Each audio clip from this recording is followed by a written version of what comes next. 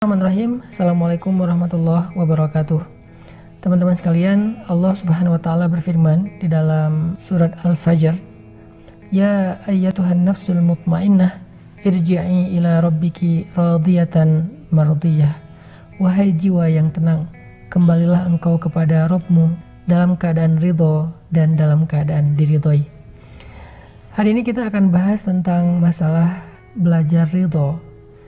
Mungkin di Indonesia orang jarang menggunakan kata ridho karena biasanya diganti dengan kata ikhlas. Padahal ikhlas itu lebih kepada urusan niat kita ketika beribadah. Cuman kita kan sering bilang kalau misalnya ada yang dapat musibah, ikhlasin aja yang ikhlas. Padahal di situ bukan bab ikhlas. Kalau ibadah ya ikhlas, tapi kalau babnya ketentuan Allah dalam hidup kita atau takdir, maka yang lebih tepat istilahnya adalah ridho. Jadi kalau misalnya kita dapetin seseorang sedang dapat musibah, nasihat kita adalah ini adalah ketentuan Allah, mudah-mudahan ada kebaikan di dalamnya. Nah itu kalimat ridho tuh, mudah-mudahan ada kebaikan di dalamnya. Kalau bahasa lainnya mudah-mudahan ada hikmah. Nah hari ini kita pengen belajar tentang ridho. Apa aja sih bentuk-bentuk ridho? Seberapa pentingnya ridho dalam kehidupan kita? Teman-teman yang dirahmati Allah, orang yang paling beruntung di akhir hayatnya adalah orang yang ridho. Makanya Allah berfirman di surat Al-Fajr tadi, panggilan kepada orang yang ridho. Ketika dicabut ruhnya, ketika dicabut nyawanya, Allah memanggil mereka dengan panggilan jiwa yang tenang. Padahal kita tahu sakaratul maut itu adalah keadaan yang paling sulit. Sampai Allah menggambarkannya di surat Al-Qiyamah, kalla idza balagatit taraqi wa qila man raq wa dhanna annahu al-firaq wal taffatis saqu bis-saq.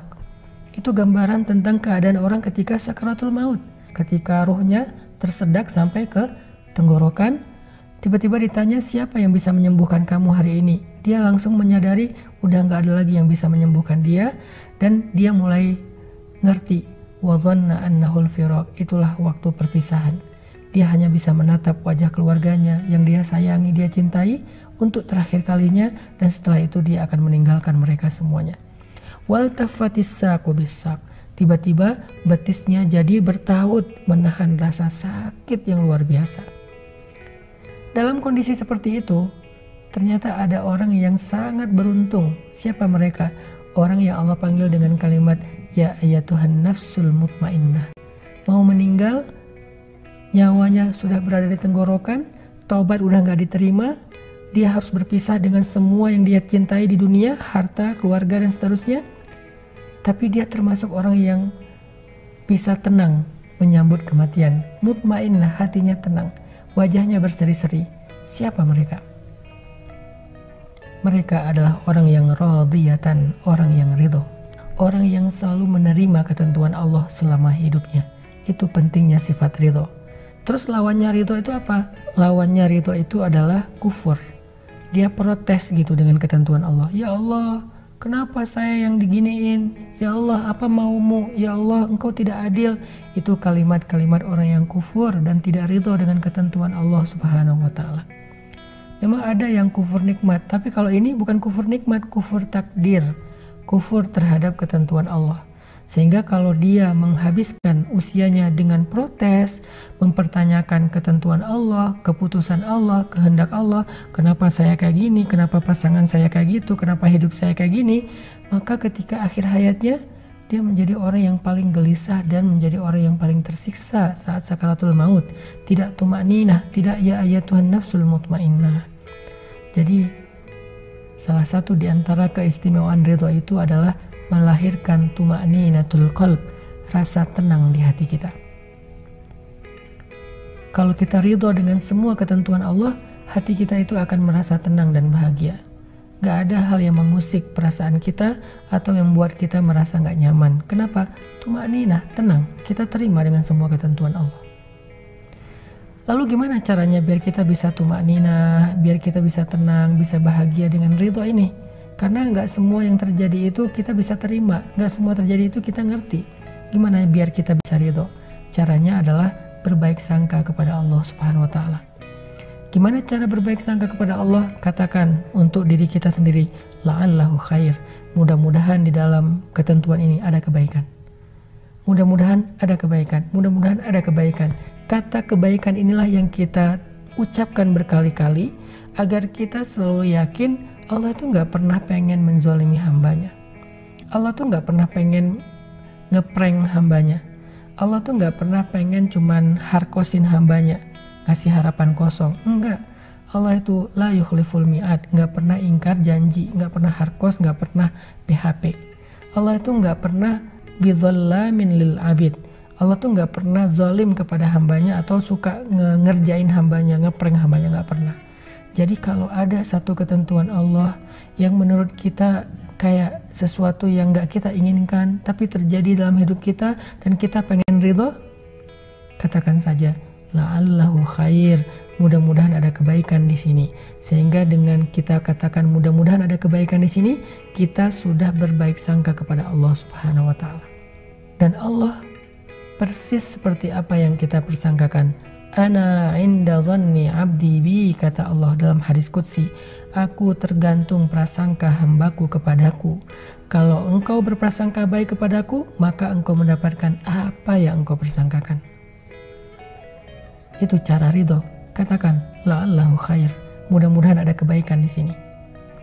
Baik terhadap satu ketentuan Allah, masalah takdir hidup, ataupun ridho terhadap satu perintah Allah. Kenapa Allah suruh kita beribadah puasa? Bilang aja la'allahu khair, mudah-mudahan ada kebaikan di dalam puasa, sehingga kita berpuasa dengan hati yang lapang. Kenapa saya punya orang tua kayak gini? Bilang aja la'allahu khair, mudah-mudahan ada kebaikan. Kenapa saya punya orang tua, mertua kayak gini? Sehingga kita bisa bahagia dengan keluarga kita. Kok saya dikasih pasangan kayak gini ya? Bilang aja la'allahu khair, mudah-mudahan pada pasangan saya itu ada kebaikan yang tidak ada di tempat yang lain. Sehingga apapun yang kita alamin, perintah apapun yang kita dengar dari Allah, kita menerimanya dengan sami'na wa ata'na. Saya mendengar, saya taat ya Allah. Kenapa? Saya tahu engkau tidak memerintahkan sesuatu kecuali ada kebaikan di dalamnya. Kata Allah, tinggalkan riba, la'allahu khair, mudah-mudahan ada kebaikan dengan meninggalkan riba. Kata Allah, tutuplah aurat, la'allahu khair, mudah-mudahan ada kebaikan dengan menutup aurat. Kata Allah, makan sahur, la'allahu khair, mudah-mudahan ada keberkahan di dalam sahur. Kata Allah, buka puasa, walaupun kita belum lapar, buka puasa aja, makan, mudah-mudahan ada kebaikan di dalam berbuka. Kata Allah, tarawih, ya udah saya tarawih, mudah-mudahan ada kebaikan dalam sholat malam. Kata Allah, maafkan saudaramu, ya kita maafin, mudah-mudahan ada kebaikan dalam memaafkan. Dan semua perintah dan larangan Allah kita terima dengan ridho, karena kita percaya la'allahu khair, ada kebaikan dalam ketentuan Allah. Itu cara ridho. Mudah-mudahan Ramadan ini kita benar-benar bisa belajar ridho, nerimo kalau kata orang Jawa.